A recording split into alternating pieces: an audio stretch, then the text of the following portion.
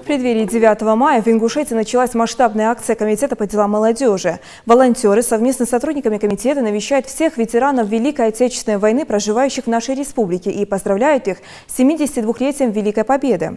Первый, кого поздравили активисты, Магомед Мидаров.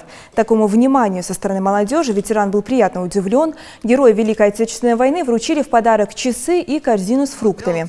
За этот день активисты Комитета молодежи обошли еще 4 адреса.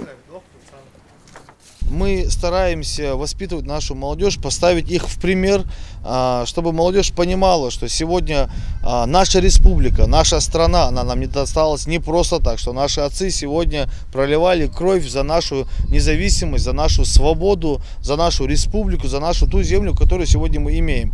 То есть это дорогого стоит, чтобы наша молодежь понимала, что этот сегодняшний мир, он нам не достался просто так, что за этот мир наши отцы проливали кровь и